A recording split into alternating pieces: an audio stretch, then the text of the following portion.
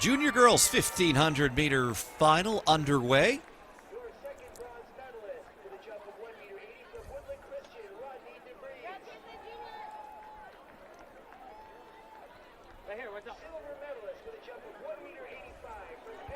Well, this promises to be another exciting race as we have all three medalists returning from last year's novice competition.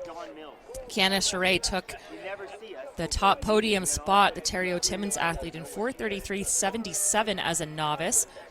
She was joined on that podium by Kate Nagy of Newmarket, as well as Micah Carswell from Père René de Gaulle. All three athletes breaking the 440 barrier in last year's final. And they are fairly tightly bunched right now, with Alexandra Jackson leading things out from Brooklyn. She was 5th last year, 2 spots off of that podium. And taking close order behind her is hip number 7. I believe that's Prebaz. It is Rebecca Prebaz, who was 4th. So, again, most of the same characters returning from last year's novice final, as you would expect. Coming around through this first split in about 66, 67 seconds. This is much more controlled, much slower than we saw on the boys' side, and that's again why all these athletes still really tightly bunched. You don't want to let things go this long, especially if you're back in mid-pack, because it can just create a dangerous situation with too many legs and too much nervous energy trying to vie for not enough space.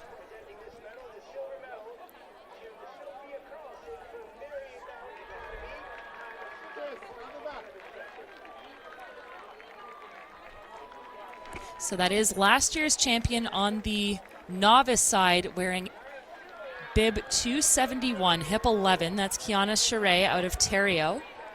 And she, again, is running a bit of a longer line than the other competitors, but I think doing so just to stay out of trouble. Again, when it's a little bit slower, you'd rather run a bit longer distance, but make sure that you are in position to strike when the move happens, because all it takes is one quick injection of pace and it can make all the difference, especially in that last lap. No one has fallen off of this group. Now they're starting to pull apart ever so slightly, which makes things perhaps a little easier for those trapped in the middle, although just as I say that, it groups together solidly once again. So Charest wearing hip 11, Nagy wearing hip 10. Those two fought for top marks last year, with Charest coming out on top of the podium. And there was a bit of a stumble in there, Kate, but a recovery.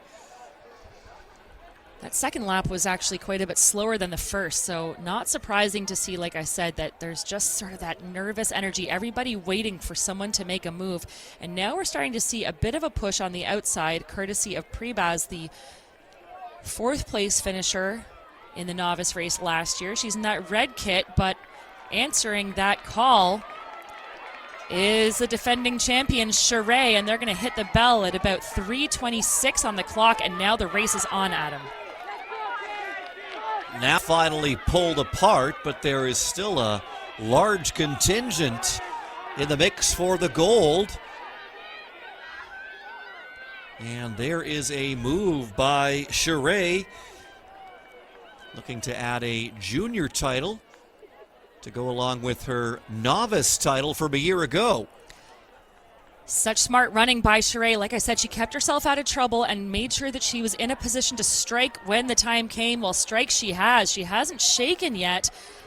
Alexandra Jackson, last year's 5th place finisher, and now Jackson's going to swing wide. This is going to be another excellent fight right to the line. It's shoulder to shoulder between Jackson and Charest as they come out of the corner. And now it's Charest trying to pull ahead. Jackson trying to go with her. Jackson's out in lane 2. Charest's almost there as well. She's taking a couple steps into lane 2. But she's pulling away, and Kiana Charest is going to take the junior title here at OFSAA 2025. Good final battle between her and Alexandra Jackson, but it will be Jackson having to settle for the silver. 4:31.42 for Charest to take the victory. And a 65